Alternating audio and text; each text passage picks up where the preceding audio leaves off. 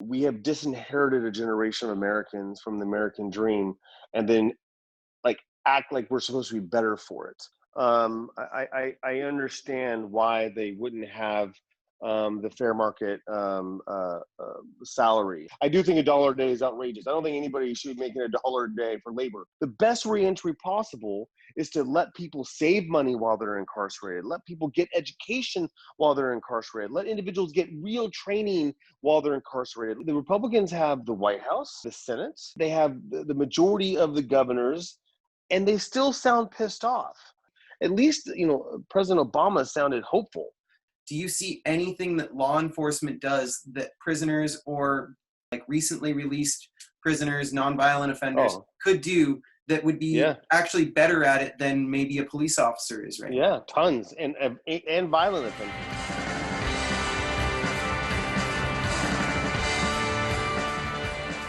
Arthur Rizer, currently a fellow at the R Street think tank, billed as conservative or libertarian, I guess depending on who's describing it probably. Also a former trial attorney dealing with cartel cases in the Justice Department, professor at West Virginia University in the past, also a former cop and a retired lieutenant colonel in the U.S. Army.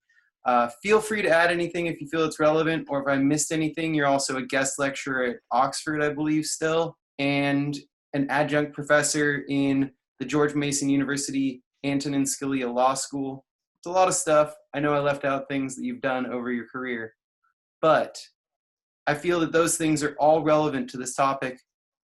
And as you know, I've brought you into this conversation to speak about the relationship of the labor practices in this country and the prison system, as you've spoken and wrote on that issue, written on police issues extensively. As you feel fit, could you just give an intro of how civil liberties, labor, prisons, all those things came to be something that you focus so much on, and your general view on those relationships? Sure. So, as you mentioned, I come from a center-right background, and, for me, the center-right has always been the core of conservatism, libertarianism has always been a limited government. And if you don't have a limited government, then you don't have a conservative government. You don't have a libertarian government. I kind of peg myself more in the libertarian category. And because of that, I'm very suspicious of the government. You have to be suspicious of the government in order to ensure that it stays limited. And so, the worst thing the government can do to you, among the worst things the government can do to you is put you in prison. And then while you're in prison, to treat you unfairly. And so I think that is kind of like my starting point. And most of the things that I look through come through that lens. I'm also a Christian, and because of that, I believe that we have inalienable rights that involve human dignity, and I quite frankly think that we have failed in many ways in this regard when it comes to criminal justice. So, then if you kind of go through my career of being a police officer, being a soldier, and being a prosecutor, I've been able to see these snapshots of the criminal justice system in these different lanes and different layers. And what I've realized is, we have disinherited a generation of Americans from the American dream, and then act like we're supposed to be better for it. We're not going to be better for it. And that is something that I think that we really should, try to remedy. So, we can get into deeper about these individual things, but that's kind of like my starting point. Skepticism of the government, I think, is definitely constant throughout your writing. I did read your most recent pieces also about the police actions and federal law enforcement actions in Portland. I think that your criticism of those actions that are going on right now and possibly linking that to other cities falls in line with that skeptic point of view. Focusing more, kind of zeroing in on the prison relationship is something that I've been looking a lot at because of the range of jobs that people do in prison in this country and have done for a long time with little breaks in between. Can you tell me more centered on that issue, how you feel about prison labor, the types of jobs that they do in there, and the wages they get? Yeah, so this is a little more nuanced, a little more complicated. At first, it's people when people make the argument that it's illegal to use prison labor or it's unconstitutional. You're wrong. It's not. I mean, the 13th Amendment was specifically drafted in a way that says that it isn't against the Constitution to use individuals' labor for free while they're incarcerated. So I think that right there is kind of a starting point. I get frustrated when people try to make everything a constitutional argument. It's not. So let's come up with better arguments. If we don't like that policy, let's change that policy. The reason I say it's nuanced because there's all these different things that play. It'd be one thing if you were paying someone 50 cents an hour to work in, or 13 cents an hour, whatever the hell it is, to work in a prison, but then you provided everything they needed while they were incarcerated. But that's not the case. And so we pay individuals, pennies to work, and then we don't give them basic, necessities. There's women have to buy their own tampons. In many cases, you have people to buy their own toothpaste. And so I think that right there is a fundamental problem, is that we force them to buy items that we should be providing for them. I think another thing that really kind of frustrates me with this issue is, if it's a situation where we're trying to get people ready for the outside world, job training or whatever. I mean, that's not abnormal. People, in the outside civilian world, do free labor. I mean, interns have been a long honored tradition in this country that aren't paid. The difference in prison is that there's by definition, it's a coercive environment. And because it's a coercive environment, people don't really have the same choices. And then the cherry on top that just absolutely enrages me is we'll have individuals learn how to do jobs in prison, and then after they get out, we say that, oh, you're not eligible for those jobs because of your criminal history record. I mean, there's stories of individuals who become barbers while they're in prison, and then when they get released, they can't get the license to be a barber because of some type of licensing regime in that state. In California, they have the firefighters. It's just fine for us to send individuals that are incarcerated to go out there and fight fires, which is a very dangerous job, pennies on the dollar. And then when they get out and they try to get that same job that they're fully trained for, we say, no, you're not good enough for that job. And I think that right there tells you that there's something, there's a rotten fish somewhere in the system. I'll admit there's a bias to me just emotionally of why I started digging into this so heavily in the last few weeks, is that I'm from Northern California and all of what's going on right now. And I was wondering if you've been following the reports of shortages of firefighters this year specifically. Yeah, I mean, I don't have an intimate knowledge about it, but I do understand that there is a shortage of, actually in California, seeing a shortage of lots of public service professionals, but especially firefighters, because it's dangerous. And Well, it doesn't specifically, pay as well as it also probably should for the specifically this danger. year with the prisoner firefighter population, what the reports have been coming out from most officials is that because of release to avoid getting COVID, there are a shortage of firefighters, but pointing exactly to what you just said, they don't get the job as a firefighter when they leave prison. But now, even just because they were released early to be at home and still, in many cases, be on house arrest, they're not eligible to even get the phone call to go fight fires. That's how Right, quick the exclusion seems to be. right. And the same thing as you probably experience with people in the military, the same thing happens in the military. They get out of the military after doing a certain duty there, and jobs out in the outside world don't maybe count the training in the military as a certification in the civilian world. How do you, Yeah. as a lawyer and in your work, think that we can change that disconnect of placement in jobs outside of those two I environments? mean, it's pretty easy, actually. If you're going to have some type of licensing regulation based on the criminal history record, it has to be specifically tied to a public safety need. Meaning, Yeah, I totally get it. If you have committed a sex crime, that maybe we don't want you getting a license to be a teacher. Totally understand that. And if you have committed armed robbery in the past, maybe we shouldn't allow you to be a police officer. And there's, if you have financial crimes, maybe you shouldn't get a license to be an accountant. I understand. If there's a specific public safety need, I totally understand why we should be placing certain types of brakes on that. But that's not what's going on here. These individuals are literally doing the exact same job while they're incarcerated that they have applied for when they get out. And these aren't even normal firefighters like you would think of. The guys in the local community that go into houses and things like that. These are people who are pretty much trained to do exclusively force fighter type of work. They're trained. They have the necessary requirements. We should just pass something that says you can no longer have licensing, regulations that aren't specifically tied to public safety. That would be an easy fix for a lot of these. Man, across this country, this is a big deal. I mean, in Louisiana, you can't be a florist if you have a criminal history record. There are literally thousands. There's some jurisdictions where it's over 30% of all the jobs in that state. If you have a criminal history record, you can't work in those jobs. And as a libertarian, it really frustrates me because the market doesn't have the ability to correct for things. And so that right there, I think is why I'm so opposed to these types of things. Now, you've also spoken about wages in jail and saying how you don't feel that,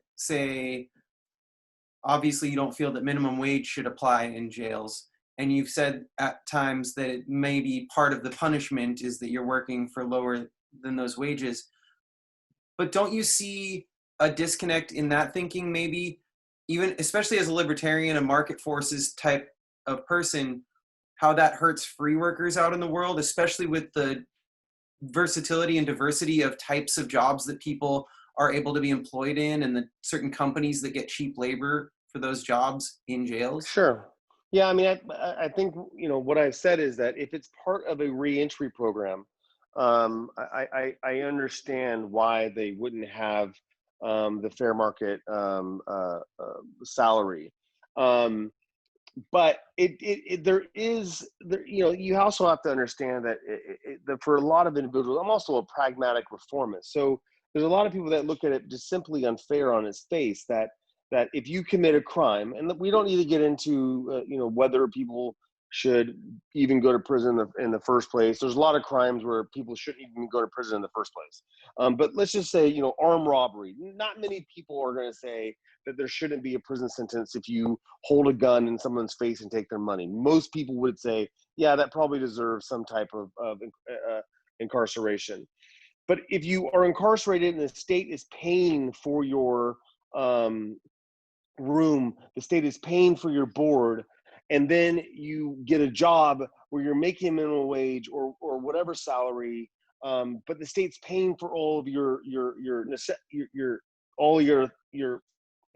needs. A lot of people would say that's unfair. You're basically giving an advantage to individuals who have committed a crime, and that right there is a problem. So there's other ways we can handle this. One of the things that they do in Europe many times is you do get paid a fair wage, but you also pay for your room and board. So while you're incarcerated, you pay for your room and board, but you're making $14 an hour while you're working, doing X, Y, and Z. So my point is that it's not as easy as saying I'm for this or I'm against this, or I'm for this or I'm against this. It's a lot of analysis and nuance to come up with what is the best policy solution for the given jurisdiction. The Prison Industry Enhancement Certification Program, Sure. pie, they talk about it even in terms of the pieces of the pie, and they say how 80% of those wages can be deducted for room and board and other expenses, and that up to 20% can be deducted for restitution for certain crimes. That essentially amounts to either arguing that they're working for free or that 20% of it's going towards their restitution. But there doesn't seem to be much policing of those guidelines. And someone I spoke to Yeah. earlier this week about this issue basically said it's $1 a day in Maryland, and it Right. varies from state to state, but that there's ways around all of these guidelines. As a libertarian, but as someone who cares about people, how do you mix those two things regulatory wise? Yeah, because it's we would have to look at one particular thing and then talk about how to fix that one particular thing. It's So really a hard dollar a to. day in Maryland, let's say. How do you Yeah, fix so that? That seems inhumane. I would want to know what they have to pay for at the commissary. How much is being deducted for room and board? I don't think anything is deducted for room and board in the state of Maryland. So they're getting room and board for free. I do think $1 a day is outrageous. I don't think anybody should be making $1 a day for labor. I do not like it's an unconstitutional or it's illegal, because we specifically say that it is. I mean, maybe we should change the 13th Amendment. That's a good argument. If you want to change the 13th Amendment, let's have a conversation about that. But we specifically say that, when you commit a crime, there's consequences, and this is one of the consequences. So I personally think it's not. The problem that I have with it is more on a pragmatic level than anything else. That it's very hard to help rehabilitate someone, when when they don't feel like they're becoming part of the community again. And paying someone $1 a day is not the way that communities operate. So definitely, I would say that that's something we can improve. But for each thing, I would want to really look at what is happening, and then how can we actually fix that. So in Maryland, let's assume that room and board is paid for. Let's assume they're getting paid $1 a day. That's for commissary purposes. Well, that seems kind of ridiculous. If you're making $1 a day, if you're a woman, you need to buy a box of tampons. That's 4 days of labor for a box of tampons. I actually have no idea how much tampons cost. I'm making some assumptions. It's probably more than that, honestly. I Okay, get so your point. I get your point. yeah, Yeah. yeah. So that right there, I think is not a fair system, and it's more about the policy of it that doesn't actually entice people to come back to the fold.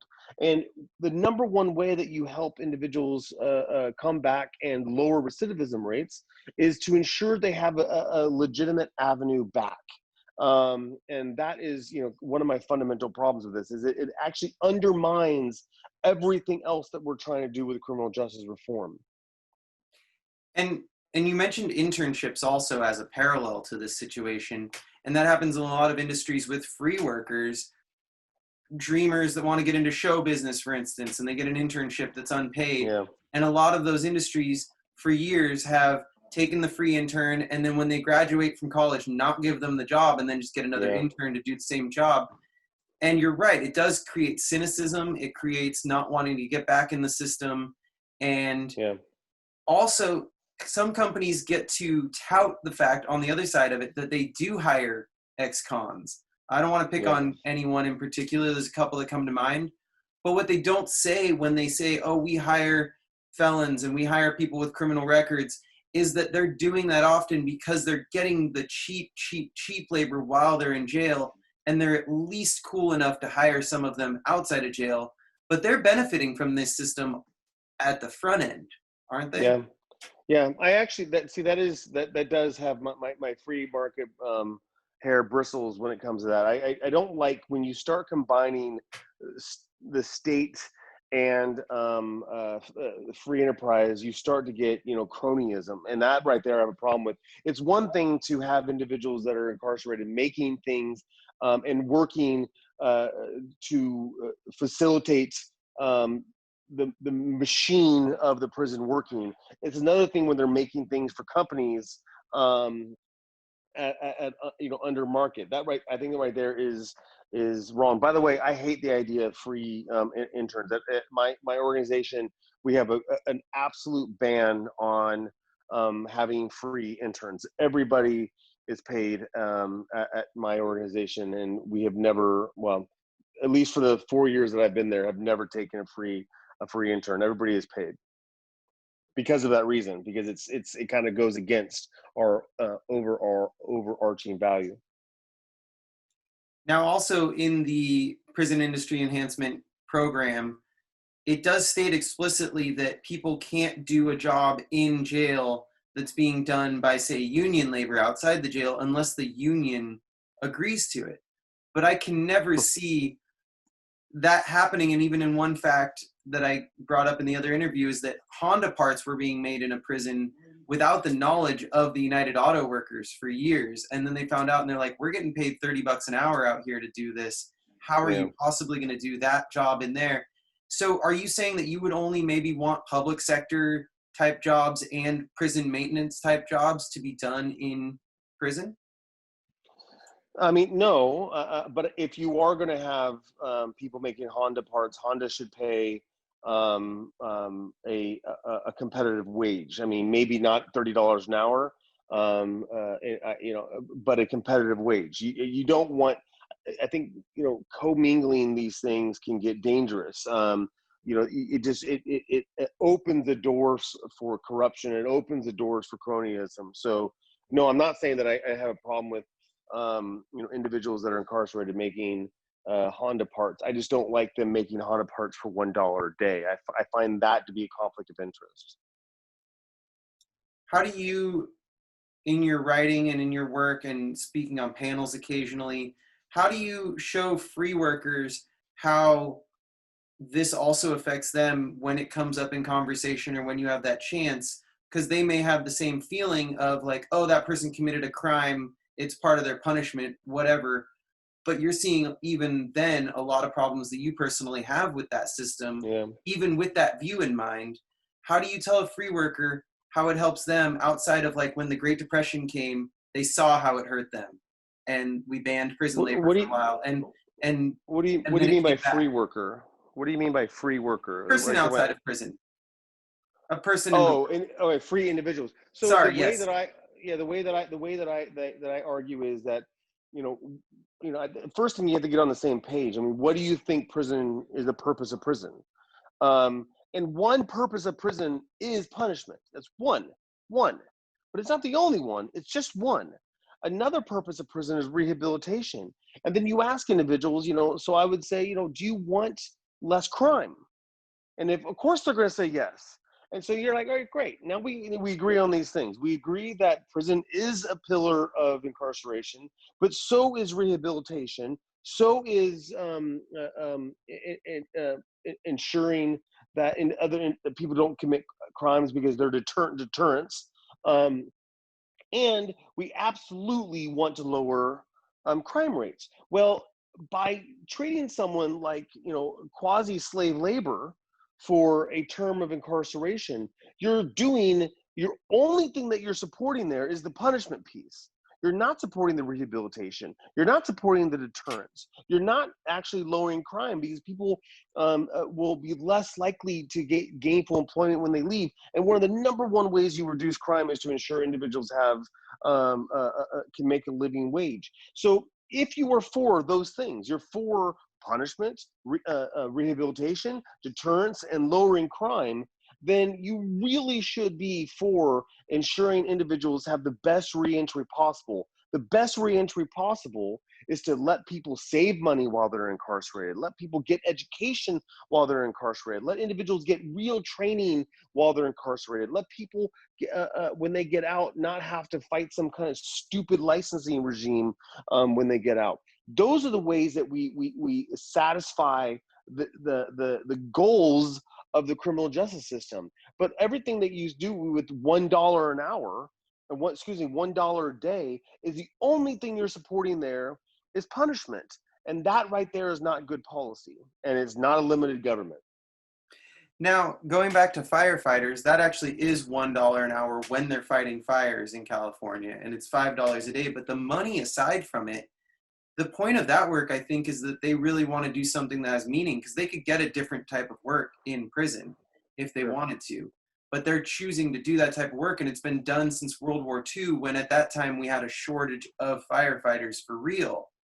But then California's decided not to fund that system anymore. Now, as a libertarian, again, how do you feel about possibly increasing government funding for something with the caveat that if we don't have as many drug users in jail because we've taken a more libertarian use on drug use, those are the people that generally serve as firefighters.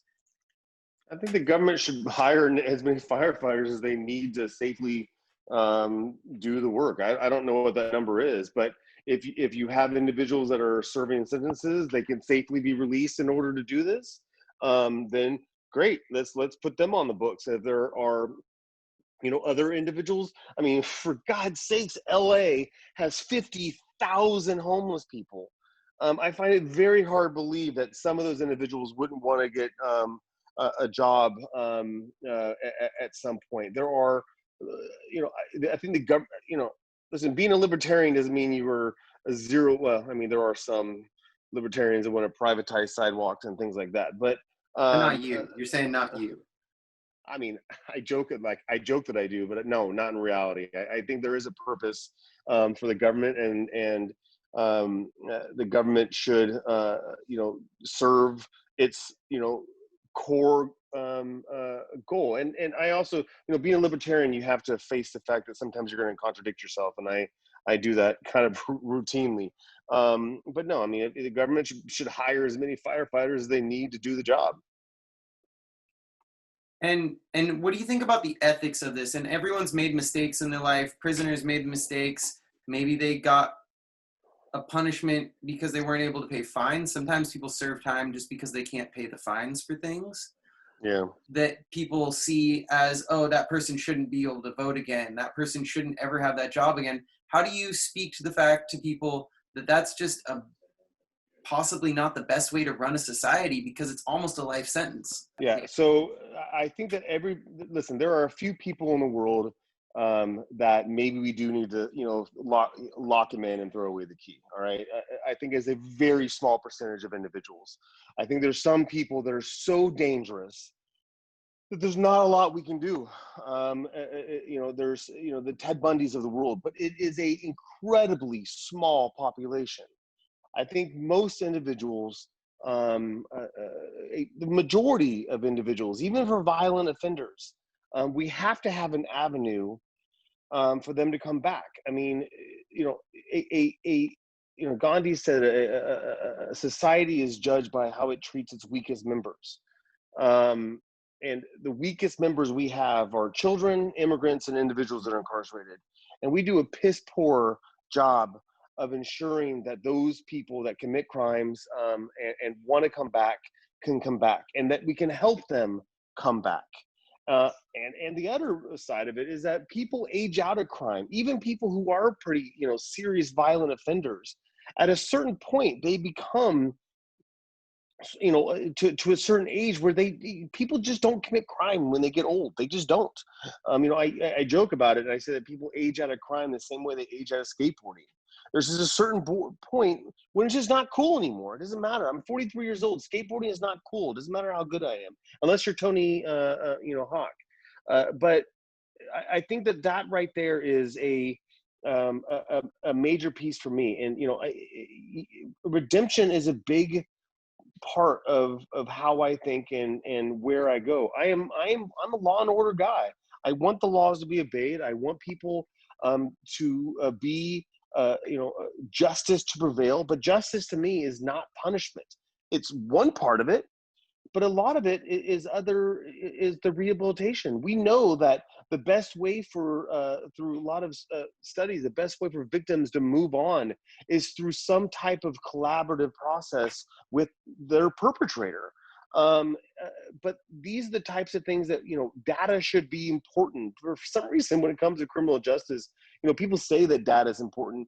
We very seldomly actually use it in a real meaningful way in order to come up with better policy decisions. So how do you move the needle in that direction as a law and order person when maybe some laws are having a perverse incentive to enforce them more, to put people in jail, because the same companies that don't want to follow the laws as far as wages and labor practices are pulling the levers of government to maybe create imprisonment, or the private prison industry growing? How do you see the first steps that would be most effective to stopping that cycle and reversing it, because there's a Yeah. perverse incentive to enforce certain laws so others don't have to follow them. Yeah, I mean, the first thing to do is educate yourself. I mean, and don't let red herrings grab a hold of us and suck us in the wrong direction. I mean, I've been hearing for a long time that private prison is the driver of mass incarceration. No, it doesn't. It's 6% of the prison population. It's not driving mass incarceration. It's not getting bigger. It's getting smaller. So mass is a private, and I've toured private prisons, and I'm not advocating for private prisons. I'm definitely not that kind of libertarian. Um, um, but I also don't like when things are based on misinformation. You know, the fact that we need to make decisions based on data, we need to make decisions based on public safety, we need to make decisions based on promoting human dignity. And if we have incentives, those are things should be attacked. So, you know, for a long time, we can talk about private prisons. For a long time, private prisons, the incentive was per person per bed. That is a terrible incentive. Terrible incentive. Most states have actually moved. Actually, I think all states, California definitely. California actually barely has anything like this anymore, but have moved to systems where they really look at recidivism rate. They look at what types of services are individuals getting while they're incarcerated. That is a much better way of doing this. And you're exactly right. When you incentivize labor in a way where you can get that cheap labor from those individuals, then of course, you know, it's like the Shawshank Redemption. They wouldn't let that guy go even though they knew he was innocent, Andy, the character Andy, because they needed him there to do their taxes and to help, you know, create that money laundering / embezzlement scheme. So, you know, any type of incentive that keeps people in prison, despite those other things we talked about, I think are things that we need to fight hard against. And it's hard. It's hard because everybody has their hand in the cookie jar. You know, we have, you know, the Republicans, you know, started this war and this over-criminalization systems, and then the Democrats, instead of coming up with better ideas, they just perfected it. You know, Senator Harris, Biden, they were all part of the 1994 architecture of the kind of this mass incarceration scheme, and everybody went hand in hand down the merry lane because it won them elections. And these are the types of things that we need to stand up and fight against. And I'm already starting to see it again happen today with some of the political ads coming out. There's this new wave of the Willie Horton ads, and we should stand up and say this is wrong. We should vote and ensure that our voice is heard, and change things. Yeah, and I didn't mean to sound like I was focusing on private prisons. That was just one part of that. But as Yeah, much of this happens in public prisons also, state prisons, federal prisons run by the government entirely yeah, have these same partnerships with companies where you're making adhesives for 3M, you're making t-shirts and taking tags off of the made in Honduras and putting made in the US on that was a scandal, but these things yeah, happen, you know, and these are at public prisons also. It's not just the private prisons that are doing this. And yeah, yeah, I would agree that the Democrats often do that, but as much as I hate it, riots, no matter who starts them, tend to gin up votes for the Harris Biden type Democrats and the really, really law enforcement Republicans, because the people that are libertarians and the people that want reform get turned off, and the yeah. people that are scared go out and vote. How do Yep. you reach people on that front? Man, that's hard. I mean, I would be a rich man if I could answer that question in an accurate way. You know, I agree with you that this election this time is becoming an election about fear, and that scares me. In fact, I was watching the Republican convention, and I was like, man, this is I'm so weird sorry. because, I mean, well, listen, the Republicans have the White House, they have the Senate, they have the Supreme Court, they have 60% of the legislators in the state, they have the majority of the governors, and they still sound pissed off. They still sound angry. That's almost always what the opposition sounds like. The people out of power sound pissed off. And the on the other side of the aisle, I'm listening to, the Democrats, and there's some that sound hopeful, but a lot of them just sound, also pissed off. Everybody just sounds pissed off. I mean, at least, President Obama sounded hopeful, and we heard, ideas of a united America. It's, basically nobody feels like, I feel like nobody's really talking like that way anymore. And I find that scary. So I don't really have an answer for it, except the only way to actually change anything meaningful is to vote in individuals that are going to make the changes that you want. Yes, there's other ways you can do it, and grassroots efforts, they work, they do. But voting at the local level is the number one way that you can have change. I guess the last thing is, as your point of view on a lot of things may not fit this, would you support the legislation of higher wages in much of the country, even when people can get jobs outside? The cost of living in a lot of places versus the wages available and their lack of certifications when they get out of jail results in an increased cynicism, which turns into recidivism as well. Would you support legislation of higher wages and better benefits for workers in general in this country? Incarcerated individuals, or No, just everybody people in currently? general, because a lot of people end up in prison because Yeah, they were doing something to get money they couldn't get I don't in the know. I first don't place. know if I would support legislation. I would probably say no to that. But what I would support is, I mean, I purposely like shop at Costco as much as I can, because I know that they have they really try hard to ensure every single person there makes a living wage. I listen. Legislation, when the government thinks they're going to legislate themselves out of problems, they almost always end up making things worse.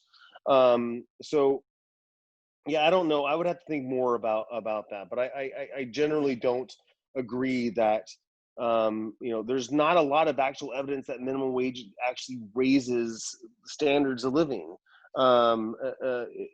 There's some evidence that, putting pressure on, companies to, invest more in their employees, does. But I don't know. I would have to know, and I'm not an economist. I don't actually pretend to have some type of deep knowledge in this, but I would definitely do it with my pocketbook. I'm not sure I would do it with legislation.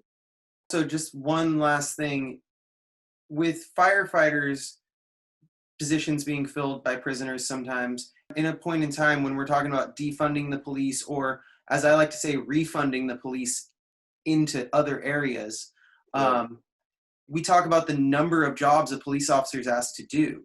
And whether yeah, some of them are bad at their jobs or what, there's a lot of jobs that we ask them to do. yeah. If prisoners can work as firefighters, do you see anything that law enforcement does that prisoners or previously, like recently released prisoners, nonviolent offenders, Oh, could do that would be yeah, actually better at it than maybe a police officer is right now? yeah. Tons, and violent offenders. Some violent offenders would be fantastic for working in a, what, police, community oriented policing types of roles, where you're dealing with the youth, because they get it, they understand it, they've been there, they have cred. I think that, working with homeless individuals, a huge part of a job officer's job is dealing with, individuals with mental illness, dealing with individuals with drug addictions. The individuals that have criminal history records are just have absolute, knowledge in that area in a much deeper way. They could totally, take on those roles, and I think that's actually a really good idea. I've been thinking for a long time of writing something about that. So yeah, I totally support that. I think there's lots of things that, individuals with criminal history records to do that are currently, put into the bag of policing these days. Finally, would you point anyone to any sort of reading that they could use to inform themselves on the criminal justice and labor practices side of this situation in any of those fields that we talked Yeah. about? So there's somebody that I work with. Her name is Nila Bala, Nilabala. She writes a lot on occupational licensing and things like that. She works in my office. I think that she does really great work. I think that people at Cato do some pretty spectacular work on some of these issues. And in general, I think there's a lot of really healthy academic work from some, economists that try to look at where is that balance between the government,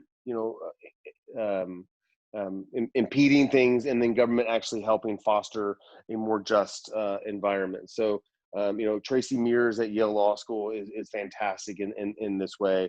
And there's a couple people that I can point to, but I mean, that's the good news. There's lots of good ideas out in the ether right now, and trying to and find those and then see how they apply is the trick.